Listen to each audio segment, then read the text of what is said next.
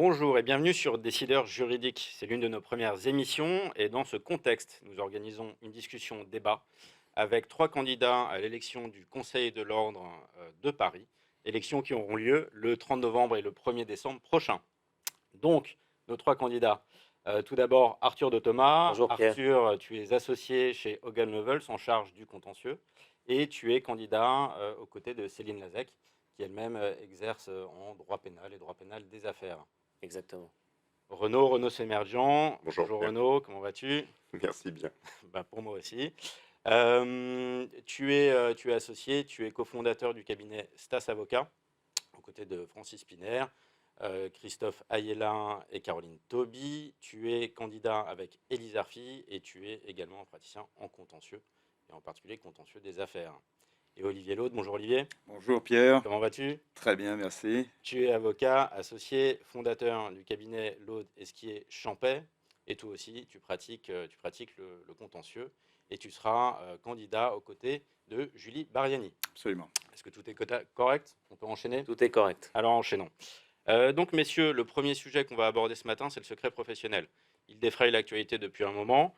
La profession globalement est vent debout depuis le 21 octobre, depuis que le gouvernement a modifié, ou je crois que c'était le texte qui a été remis par la commission paritaire qui fragilisait le secret professionnel. La semaine dernière, le garde des Sceaux a fait passer un ultime amendement qui semblait calmer le jeu.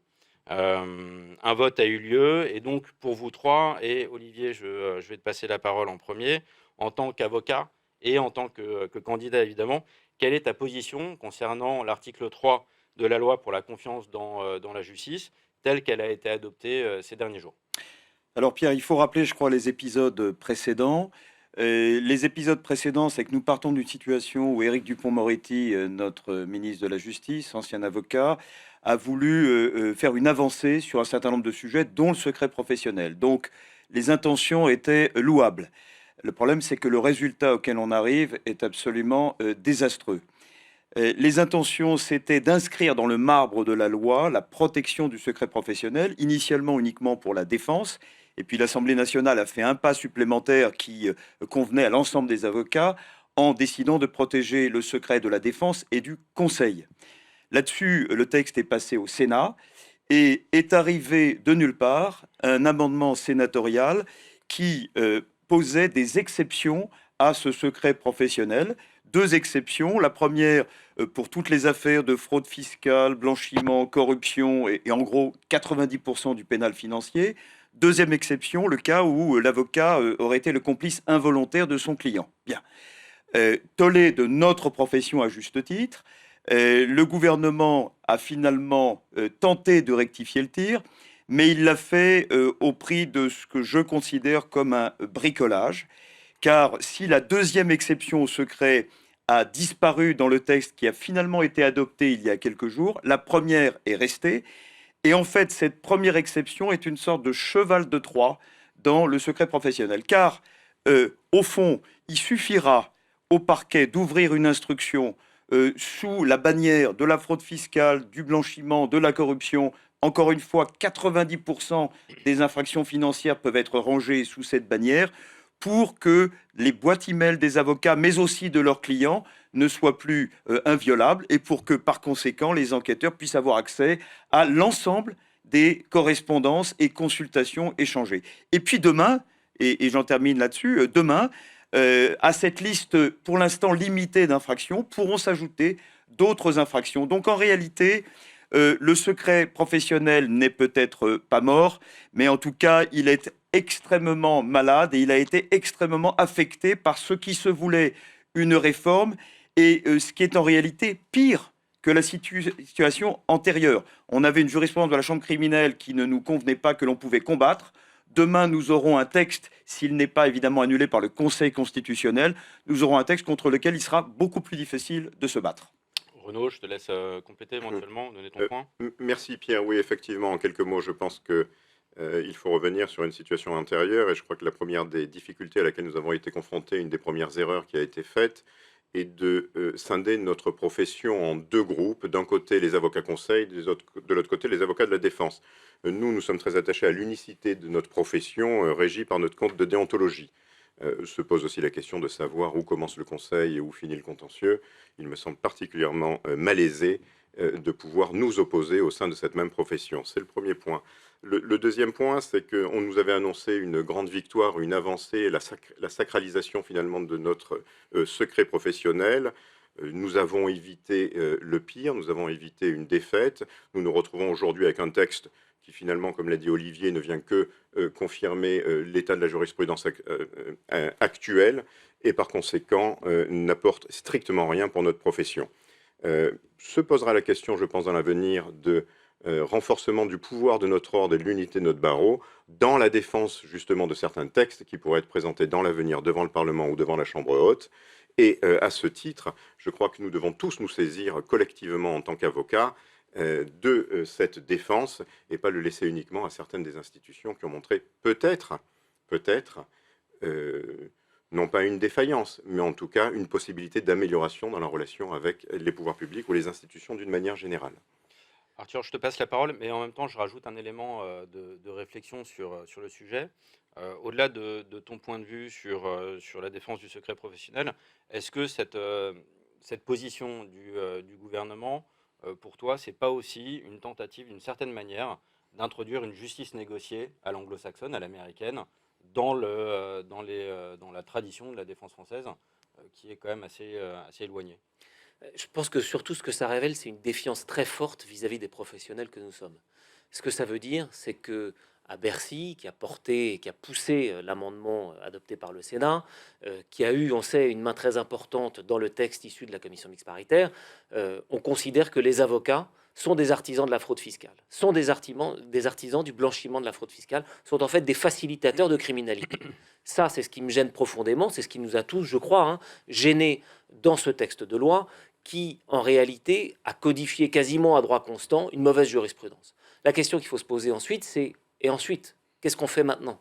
Eh bien maintenant, et c'est pour ça que c'est important que le Conseil de l'ordre joue son rôle, lors des perquisitions chez les confrères, lors des perquisitions chez nos clients, il faudra que le délégué du bâtonnier soit intraitable sur l'étendue du secret et pour faire respecter par le juge des libertés de la détention, qui a le soin du contentieux de ces saisies, de s'assurer que ne sont pas versés à l'ensemble des dossiers qui sont instruits l'ensemble de nos correspondances. Donc je pense que c'est là-dessus qu'il va falloir travailler et vraisemblablement encore avec les pouvoirs publics.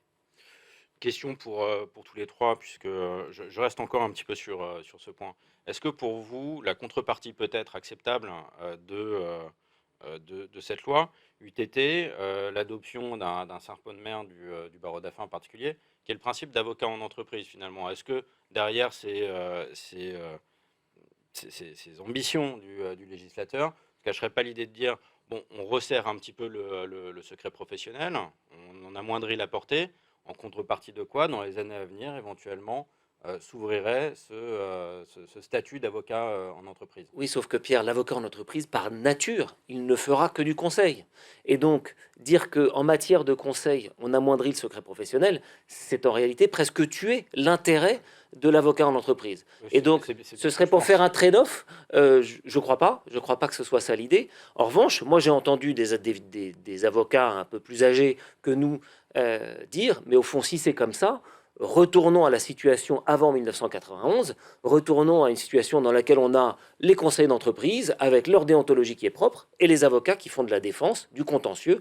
Et il me semble que moi, ça, c'est au contraire une issue à laquelle il ne faut surtout pas donner prise parce que ce serait le rabougrissement de la profession. Olivier. Oui, alors le parallèle, le pont est intéressant, Pierre, mais enfin, un mot quand même sur cette question de secret professionnel.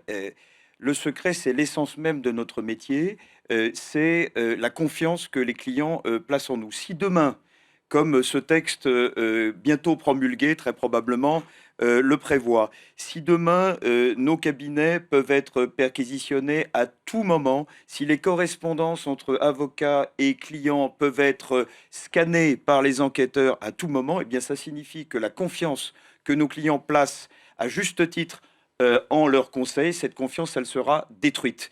Et donc, en leur conseil français, parce que le risque aussi, il est pour la place de Paris. Si la place de Paris devient une sorte de boîte ouverte où les cabinets d'avocats ne sont plus des lieux de confiance, ne sont plus des lieux où les clients peuvent faire des confidences naturelles à leurs conseils, eh bien, cette place de Paris, bientôt, les entreprises s'en détourneront. Alors, l'avocat en entreprise, oui, bien sûr, c'est un projet qui est dans les cartons depuis 25 ans. C'est un projet qui permettrait aux juristes d'entreprise de bénéficier du secret professionnel. Mais si demain, on demande aux avocats, qu'ils soient en entreprise ou qu'ils soient au barreau, d'être les complices, les auxiliaires des enquêteurs et non plus les confidents de leurs clients, eh bien, c'en est virtuellement fini de notre métier. Et il se passera ce qu'Hervé Temim annonçait dans un colloque à Paris 2 il y a un mois. Les avocats devront parler à leurs clients à voix basse dans la rue, éviter de leur écrire, éviter de leur téléphoner. Est-ce que c'est cela que l'on veut? Je ne crois pas. En tout cas, ce n'est pas comme cela que je conçois notre métier. Arnaud, un mot encore là-dessus? Je reviendrai très brièvement sur l'avocat en entreprise, mais je rejoindrai tout à fait les propos de Arthur de Thomas sur le fait que sans secret professionnel, quelle est l'utilité qu'un directeur juridique devienne avocat en entreprise? Je crois que l'essence même de l'avocat en entreprise, comme on le voit dans les pays anglo-saxons, à tout le moins aux États-Unis, c'est cette protection qui lui est conférée par son titre et par l'organisation de cette profession-là. Vous retranchez le secret professionnel de l'avocat en entreprise, vous avez un directeur juridique. En un mot, tous les trois, oui, non, votre position sur l'avocat en entreprise? Oui. Définitivement, oui. Oui, sous certaines conditions, et notamment Ouais. notre déontologie qui doit s'appliquer aussi dans l'entreprise et pas uniquement au sein de notre barreau. Et que le lien de subordination naturel entre un juriste d'entreprise et son patron ne soit pas la variable d'ajustement, et que le juriste d'entreprise ait donc des garanties d'indépendance au sein de son entreprise. Très bien. Deuxième sujet, messieurs, que nous allons aborder, c'est l'attractivité de la profession. Donc j'ai écouté attentivement et avec intérêt vos professions de foi respectives. Donc ça fait partie des points que vous évoquez, que vous relevez. Derrière attractivité de la profession, il y a plusieurs mots qui aujourd'hui reviennent régulièrement. La vie privée, la qualité de vie au travail, la rémunération. Euh, Bon, si je mets un petit peu les pieds dans le plat, ce que je vais faire avec joie d'ailleurs, aujourd'hui, on est à l'évidence sur une profession qui fonctionne à plusieurs vitesses. Il y a énormément de cabinets d'avocats, le barreau de Paris en particulier. J'aime le qualifier un petit peu de balkanisé, hein, puisqu'on a un nombre de cabinets aujourd'hui qui exercent sur Paris tout à fait spectaculaire, et y compris si je retiens uniquement ce qu'on peut appeler le barreau d'affaires.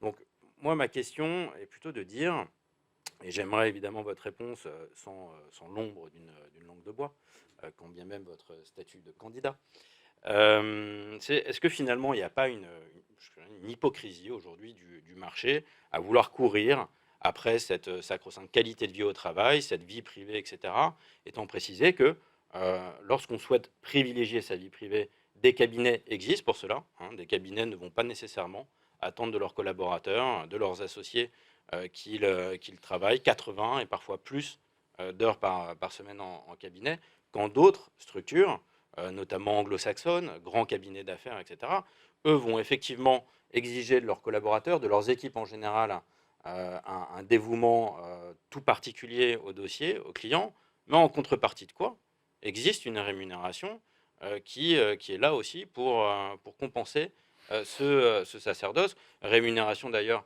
chez les collaborateurs qui, d'après ce que j'entends matin, midi et pas trop le soir, car je préserve ma vie privée, va galopant depuis quelques années.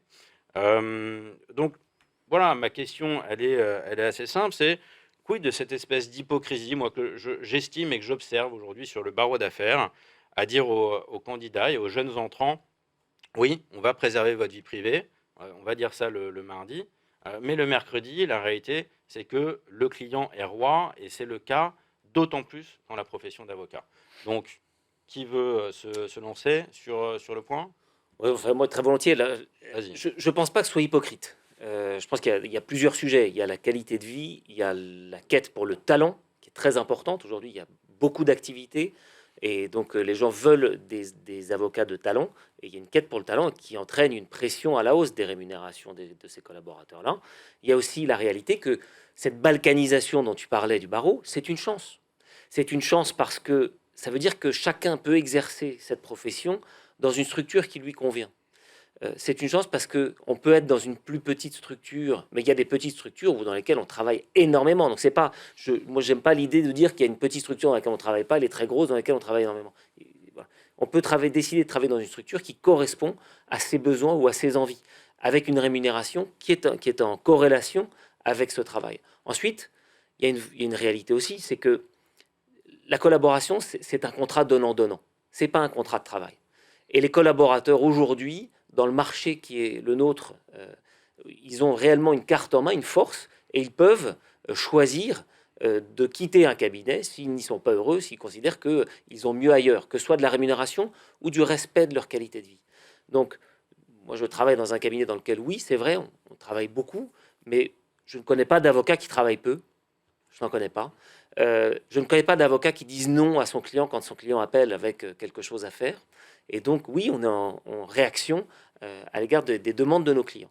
Mais en fait, dans nos cabinets, même si on y travaille beaucoup, nous sommes quand même très attentifs à la qualité de vie, y compris au travail de nos collaborateurs, parce que ces collaborateurs, encore une fois, ces forces vives, sans ces talents-là, vous ne pouvez rien faire. Si vous avez des clients et pas de talent pour les traiter, vos clients s'en iront. Donc le plus important, c'est le talent.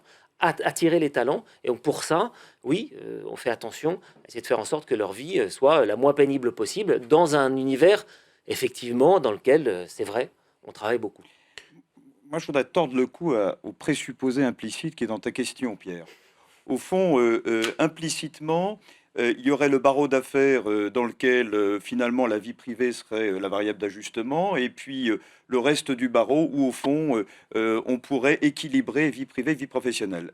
Ça n'est pas ma vision du barreau. Je crois même que dans les cabinets d'affaires qui sont très structurés, il est parfois plus simple de concilier vie privée et vie professionnelle. Mais je suis par ailleurs entièrement d'accord avec ce que vient de dire Arthur. Je n'ai pas rencontré d'avocats qui ne travaillaient pas beaucoup. C'est l'essence même de notre métier, ou en tout cas, c'est ce qui en fait le prix, la valeur. Travailler beaucoup, pas parce qu'on nous l'impose, mais parce que c'est l'intérêt de nos clients. Alors maintenant, plus précisément sur la vie privée. Qu'est-ce que moi je dis à mes collaborateurs, à mes associés et à mes confrères?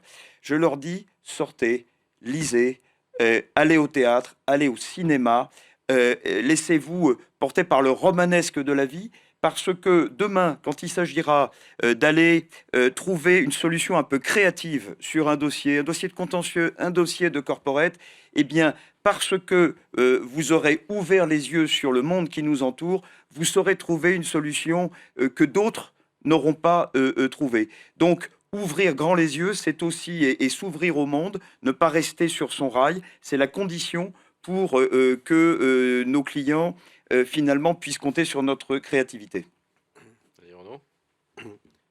Peut-être une simple réflexion. Moi, j'ai rejoint cette profession à l'âge de 36 ans, après une carrière en entreprise, et ce qui m'a, en sous-jacent, toujours attiré et séduit dans cette profession, c'est cette liberté ou ce sentiment de liberté qu'elle peut nous procurer. Et je pense que l'équilibre entre la vie professionnelle et la vie privée, la qualité de vie au travail, procède aussi de cette liberté qui nous est donnée dans le cadre du contrat de collaboration, dans cette profession libérale telle que nous la vivons, de pouvoir évoluer dans certaines structures, effectivement aussi de pouvoir changer de structure. À nous, en tant qu'associés, de savoir gérer les attentes de nos collaborateurs, mais je dirais quasiment comme en entreprise. Aujourd'hui, on est sur un marché de l'offre et de la demande. On a besoin de talent, on a besoin de... Notre capital, c'est le capital humain. Donc l'équilibre, c'est aussi savoir répondre à des attentes qui peuvent être différentes en fonction des cabinets, en fonction des métiers à exercer au sein même de notre profession. Donc d'une manière générale, je pense qu'il n'y a pas d'hypocrisie, il n'y a que des situations particulières que nous devons savoir gérer pour favoriser, je dirais, le développement humain et le potentiel de nos collaborateurs. Un petit point peut-être, Pierre, si tu peux me permettre. Je ne pense pas effectivement qu'il y ait plus de cabinets, que nos cabinets, nous délivrons, je dirais, de la plus-value intellectuelle et des services à nos clients. Donc, oui, quelle que soit la taille de notre cabinet, quelles que soient les structures dans lesquelles nous exerçons, nous avons une obligation. C'est la satisfaction de nos clients, la satisfaction des justiciables. L'équilibre vie privée professionnelle, un mot pour compléter, n'est pas antagoniste, n'est pas contre l'intérêt de nos cabinets, c'est même l'inverse. C'est parce que nos associés, nos collaborateurs auront un équilibre entre la vie privée et la vie professionnelle qu'ils donneront le meilleur d'eux-mêmes. Et puis, c'est ce qui permet aussi d'éviter l'autocensure. Une de nos anciennes consoeurs, Céline Alix, a publié il y a quelques mois, tu le sais Pierre, un livre qui s'appelle « Merci mais non merci ». Qu'est-ce que cette formule signifie? Cela signifie qu'il y a un certain nombre d'avocats et d'avocates qui refusent d'aller plus loin dans la profession, qui refusent les responsabilités parce que précisément ils pensent que cela va affecter leur équilibre, affecter leur vie privée. Ça n'est pas normal et je pense que le barreau se prive d'un certain nombre de talents ce faisant. Et donc, il faut que nos mentalités, à nous tous, évoluent. Le monde a changé autour de nous. J'ai l'impression que le barreau n'a pas changé au même rythme que le monde qui nous entoure. Je vais vous poser une question qui est extrêmement simple. Quelle est votre position par rapport au télétravail? Moi, je vois chez Leaders League, aujourd'hui, la question systématiquement sur n'importe quel entretien de recrutement est posée, c'est quelle est notre politique vis-à-vis du télétravail? Vous, aujourd'hui, en tant que candidat d'une part, même si ce n'est pas un sujet de candidat, mais vous exercez, vous êtes associé et de fait, vous êtes manager.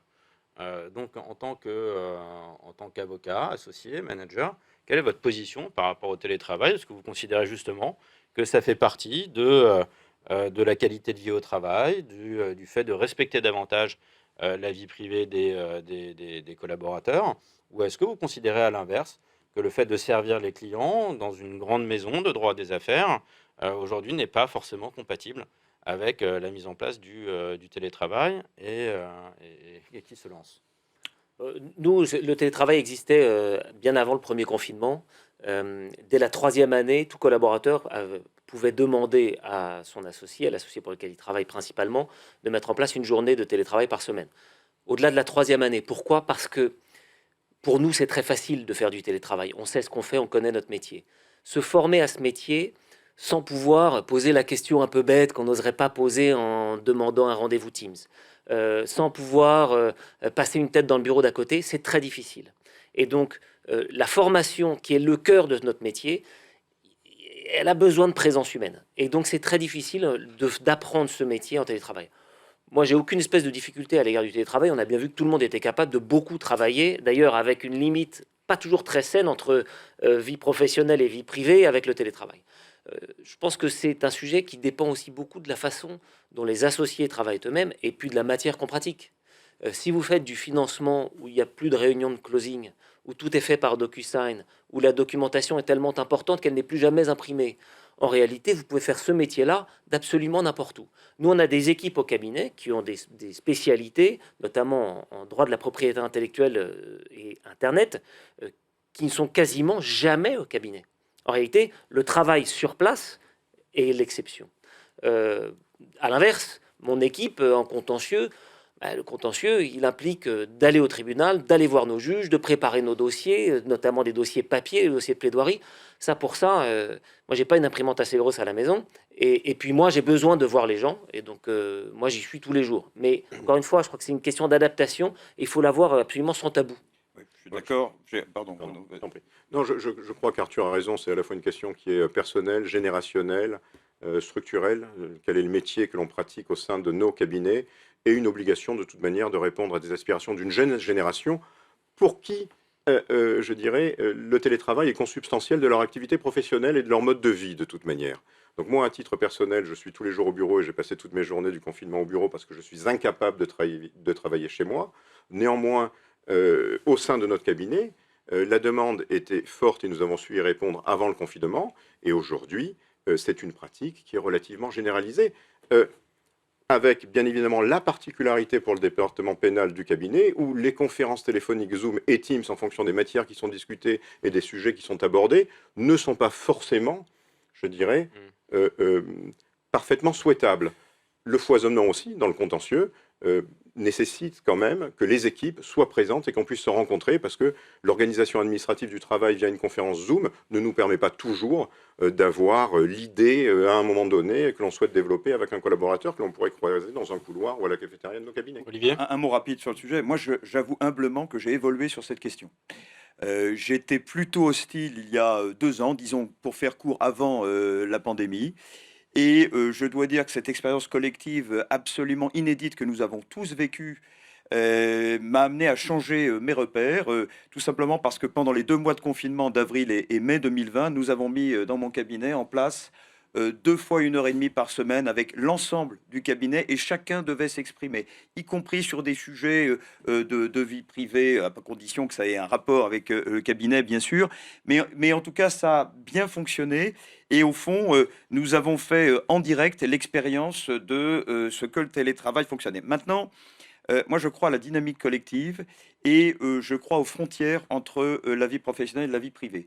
Je pense que le télétravail crée un risque de brouillage des lignes entre les deux et un brouillage qui ne va pas forcément dans le sens de la vie privée. Lorsque une personne est chez elle, dans son appartement, avec un conjoint, un enfant, qu'elle doit travailler, est-ce que c'est beaucoup plus simple? Est-ce que c'est beaucoup plus efficace? Est-ce que cette personne ne préférerait pas être dans un environnement professionnel plus classique?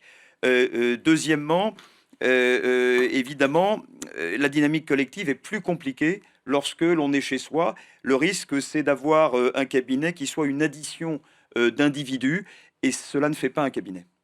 Très bien. Nous allons passer au troisième thème. Paris, place de droit. Donc, la justice économique en France et donc à Paris. Sans vraiment poser la question de savoir ce qui manque à Paris pour réaffirmer sa position comme place majeure au niveau mondial de la justice économique. Je vous posais une question assez simple. Finalement, en quoi l'ordre peut améliorer la situation? Vous, demain, en tant que membre du Conseil de l'ordre, c'est tout le mal que je vous souhaite, qu'est-ce que vous comptez faire pour améliorer la situation? Quelles sont les grandes batailles que vous souhaitez engager? Et Arthur, la parole est à toi. Ouais, je crois qu'il y a beaucoup de choses qui sont faites déjà, il y a plein de choses à faire. D'abord, Renaud y viendra, il a une idée que je trouve absolument excellente sur des stages en juridiction pour les futurs confrères. D'abord, les sujets macro. Il y a tout bêtement la commission affaires publiques de l'ordre, elle a beaucoup de choses à faire pour mettre en avant ce qui fonctionne. Elle a aussi beaucoup de choses à faire pour discuter avec d'autres interlocuteurs, me semble-t-il, que la place Vendôme. Moi, je suis avocat. Monsieur Dupond-Moretti n'est pas mon ministre. Moi, j'ai pas de ministre. Je suis libéral. Je le réponds. J'ai pas de ministre de tutelle. Et je souhaite pas en avoir d'ailleurs. Et donc, je veux pas de tarif et je veux pas avoir à aller réclamer un tarif à qui que ce soit. Donc, parler aussi avec Bercy. Parler avec nos interlocuteurs à Bercy, pour nos seuls interlocuteurs à Bercy ne soient pas ceux qui luttent contre la fraude fiscale, mais qu'on puisse faire valoir l'ensemble de la place pris par les services juridiques, l'importance économique de ces services juridiques, pour faire valoir le rôle des avocats et le rôle de la place de Paris dans ce marché, car c'est un réel marché qui est aujourd'hui très mûr, très compétitif, mais qu'on doit mettre en avant et devenir des acteurs incontournables du marché, au-delà de notre capacité à être une profession qui dit non. Et donc je pense qu'il faut qu'on soit plus dynamique avec la commission affaires publiques là-dessus. D'autres idées, mais peut-être vous voulez... Alors, oui. Une idée supplémentaire, car nous avons tous des idées qui vont dans le même sens, la formation. Je crois qu'on a une justice économique qui est reconnue, y compris à l'étranger, comme une justice efficace et de très bonne qualité. C'est une justice qui a su être innovante puisque à Paris a été créée la Chambre internationale avec son pendant devant la Cour d'appel où l'on peut plaider en anglais, en théorie d'ailleurs dans d'autres langues, et où l'on peut produire des pièces en anglais. Donc c'est une justice dont je dois dire qu'elle fonctionne plutôt bien. Cela étant, elle pourrait fonctionner encore mieux. Sur la formation, il faut clairement que les juges consulaires, qui sont de très grande qualité, puissent partager leur formation avec les avocats. Je pense que l'ordre peut avoir un rôle moteur via les commissions ouvertes, par exemple, qui existent déjà, mais qu'il faudrait réactiver et auxquelles il faudrait inviter de manière plus régulière les juges consulaires afin d'être sûr que nous parlons le même langage, que le savoir-faire est partagé. Il ne s'agit pas simplement de parler des textes, mais de parler des pratiques, des usages. Et on sait à quel point en matière de justice commerciale, c'est important. Et puis aussi, probablement, sur la durée des procédures. Les procédures sont encore trop longues. Ça n'est pas simplement le cas en matière prud'homale, c'est aussi le cas en matière commerciale. Et là, c'est un handicap très clair pour la justice économique de notre pays par rapport à d'autres pays, mais aussi par rapport à l'arbitrage national ou international qui se développe aux dépens de la justice étatique. Renaud. Oui, peut-être un mot supplémentaire.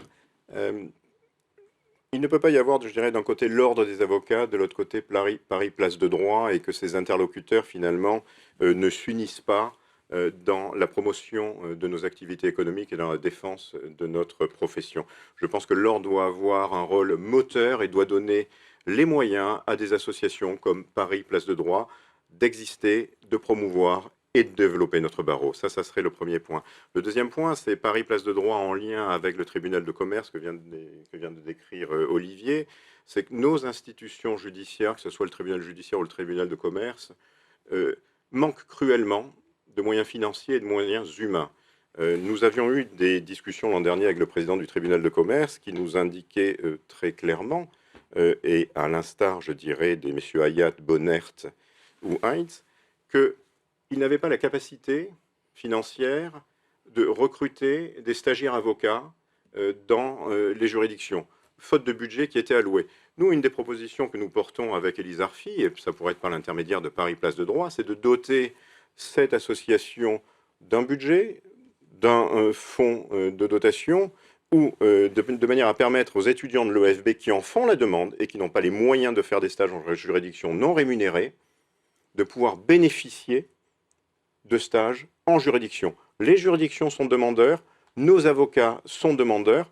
Pourquoi ne pas le réaliser tout simplement? Ce qui, bien évidemment, sera une des réalisations et de promotion de la relation magistrat-avocat. Je vais aller un peu droit au but. Aujourd'hui, on a un sujet de gratuité de la justice économique. Ouais. Les entreprises ne contribuent en rien, quelle que soit aujourd'hui l'importance de la demande. Est-ce que vous, autour de la table, vous considérez que c'est une situation normale? Parce que j'entends bien qu'on prélève de l'argent, qu'on le donne à une association pour qu'elle finance des tribunaux. C'est super, mais en même temps, c'est très français, je veux dire, comme approche. C'est-à-dire qu'on est un peu dans l'usine à gaz. Est-ce qu'il ne faut pas aller au bout de la réflexion et dire, demain, il y aura on prendra de l'argent par rapport proportionnellement à une demande, etc.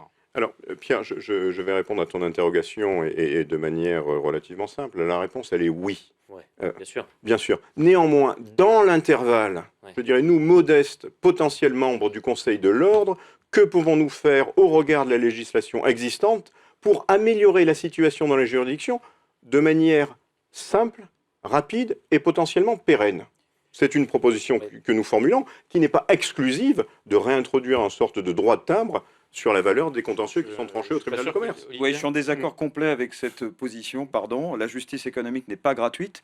Je rappelle que les particuliers comme les entreprises payent des impôts et que la justice économique est donc en partie financée par l'État via l'impôt. Donc non, la justice économique n'est pas gratuite. Deux, est-ce qu'il faudrait réinstaurer une taxe, un droit quelconque? J'avais le sentiment que nous étions dans un pays qui n'avait peut-être pas besoin de créer des taxes supplémentaires. Est-ce que on ne pourrait pas s'en sortir autrement? Je crois que le problème n'est pas vraiment dans la création d'une nouvelle taxe. Il faut simplement des moyens supplémentaires. Et il y a un interlocuteur, c'est l'État, mais à moyens constants, pas en créant une nouvelle taxe. Et puis, j'ai quand même le sentiment que c'est prendre le problème par le petit bout de la lorgnette, pardon Pierre. Je ne pense pas que les juges consulaires demandent spécialement à sortir du bénévolat, à être rémunérés. Je pense qu'ils font don, j'ai bien compris, mais ils font don de leur temps avec un dévouement et une efficacité assez exceptionnelle. Simplement, effectivement, il y a des moyens qui ne suivent pas, mais là encore, il y a un interlocuteur, c'est l'État. je ne suis pas d'accord. Enfin, Non. la redevance télé ne finance pas à elle seule l'ensemble du service public audiovisuel qui est financé par l'État. Et pour autant, on paye un peu plus si l'on s'en sert. Et si l'on ne s'en sert pas, si on fait le choix de ne pas avoir de téléviseur, eh ben, on ne paye pas la redevance. Ça dépend. Voilà. Mais Bon. Donc, moi, je ne suis pas du tout hostile à ça. Je pense que malheureusement, c'est très en dehors de nos capacités et des pouvoirs qui seront les nôtres si nous sommes élus. Mais je ne suis pas du tout hostile. C'est pas nécessairement une taxe. Ça peut être, enfin, appelons-la comme on veut, appelons-la une taxe. Mais dès lors que l'on se sert d'un service, que l'on va chercher ce service, ça n'a rien à voir avec le bénévolat ou des juges consulaires. En revanche, justement parce qu'ils sont bénévoles, on leur doit des conditions de travail qui sont un peu plus optimales que celles qu'ils connaissent aujourd'hui. Je rejoins tout à fait Arthur sur ce propos. Oui, mais la justice commerciale, on a le sentiment qu'au fond, c'est une justice destinée aux grandes entreprises. Ça n'est pas le cas. Les usagers de la justice commerciale sont aussi de toutes petites entreprises, parfois des micro-entreprises, des entreprises qui ont donc des difficultés. Elles viennent d'ailleurs voir le tribunal de commerce dans des procédures de Et prévention, pour se mettre sous la dans des protection procédures du tribunal, collectives. bien sûr. Eh bien, je ne crois pas que c'est en faisant payer l'usager de la justice commerciale, ce qui n'est pas le cas aujourd'hui, que l'on améliorera le sort de cette justice. Et au contraire, on va probablement créer des difficultés à ceux qui sont déjà en difficulté. très bien, bon, ça pourrait faire l'objet d'une émission à part entière. On arrive au bout de cette discussion. J'aurais néanmoins une dernière question. Renaud, je vais te passer la parole en premier. J'ai lu que à peu près 70% des avocats inscrits à l'Ordre de Paris ne votaient pas. Donc deux questions, et vous allez avoir le droit, vous aussi, messieurs, d'y répondre.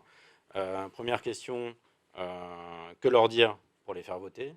Et seconde question, que leur dire pour les faire bien voter, en l'occurrence, voter pour toi et ta liste? Bon, je crains que l'information que tu as soit fiable. Effectivement, il y a plus ou près de 70% des avocats qui ne participent pas au scrutin à l'élection des membres du Conseil de l'Ordre.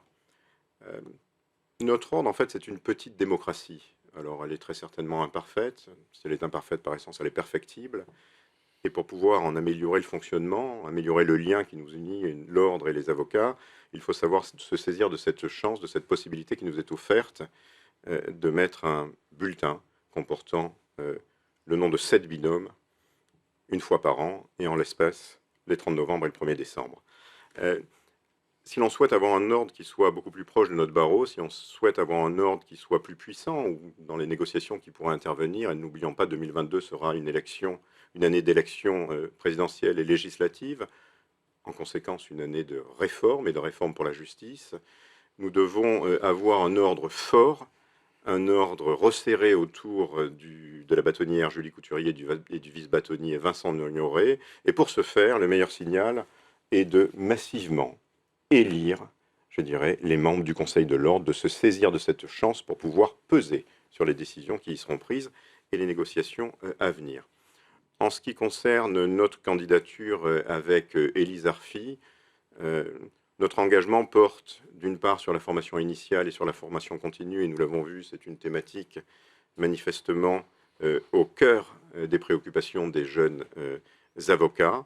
De nombreuses choses seraient à améliorer, notamment dans une formation qui soit plus en phase, je dirais, avec la réalité de nos pratiques professionnelles, et notamment je veux dire, des règles comptables que nos jeunes avocats dont nos jeunes avocats doivent se saisir, la relation client qu'il serait utile et nécessaire d'apprendre, je dirais, dans cette formation initiale, et un tutorat peut-être à remettre en place dans les 3 premières années d'exercice qui sont fondamentales pour le devenir de nos jeunes confrères.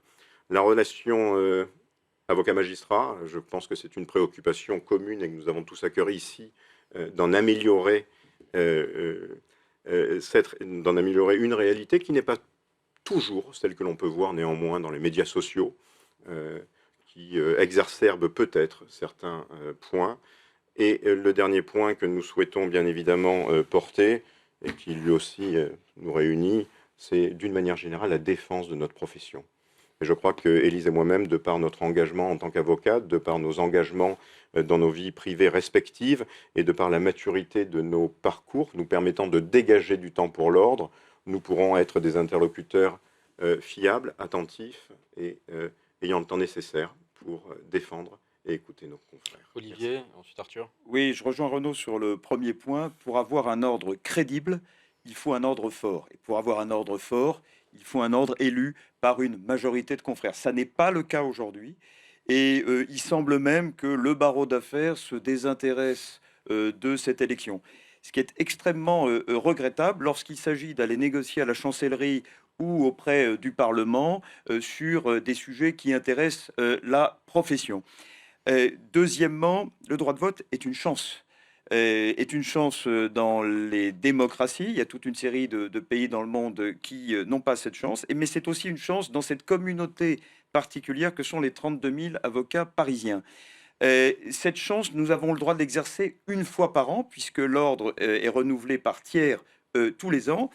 Bien sûr, les membres du Conseil ne sont pas censés avoir de programme, ils sont censés exécuter le programme qui est celui de notre bâtonnière élue Julie Couturier et de son vice-bâtonnier Vincent Gnoret. Ça ne leur interdit pas d'avoir des idées et de proposer un certain nombre d'idées à leurs bâtonniers, ce qui est notre cas ici à tous. Alors, il y a un comportement assez classique qui consiste à faire défection, c'est-à-dire à se désintéresser de ces élus en considérant que tout ça est trop loin, que tout cela ne nous concerne pas, que tout cela est éloigné. Eh bien, moi, je pense que c'est l'inverse qu'il faut faire. Il faut être activiste au meilleur sens du terme lorsqu'on est avocat. C'est d'ailleurs le sens de notre métier. Être activiste, cela signifie aussi voter lorsque vient le temps de l'élection et voter pour les candidats dont on se sent proche en ce qui concerne les valeurs. Alors, justement, pour ce qui est des valeurs, je suis donc candidat avec Julie Bariani.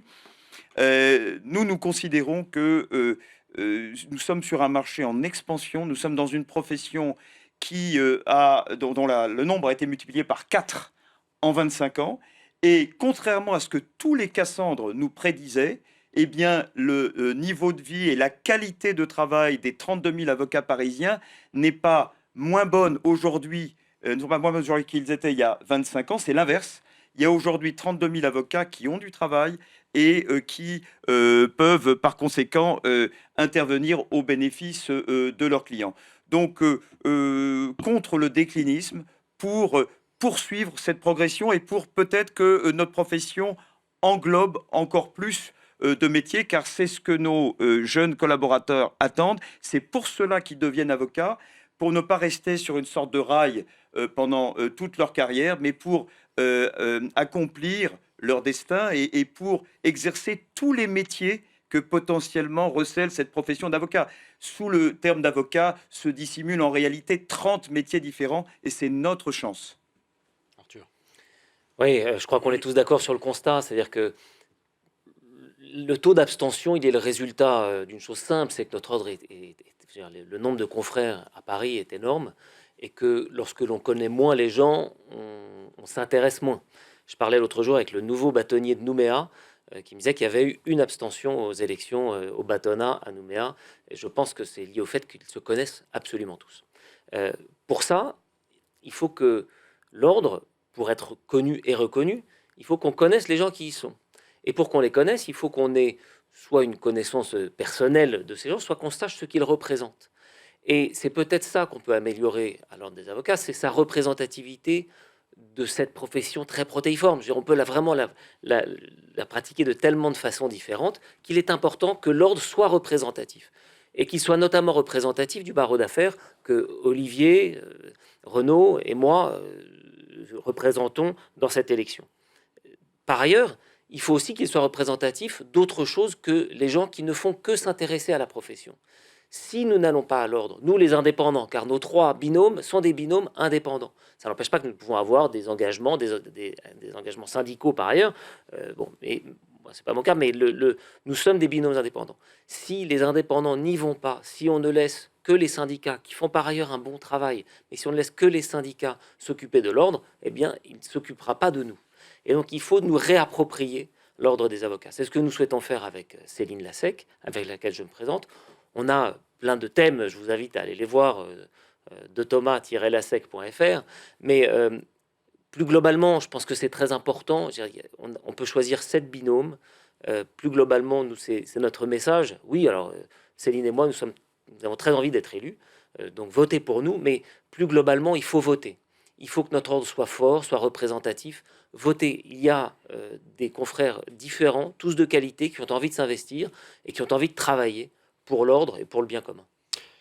Messieurs, merci infiniment pour cette discussion, pour Merci, ce Pierre. débat. Pour conclure, chère audience, abonne-toi à Décideurs Juridiques puisqu'on arrive sur YouTube.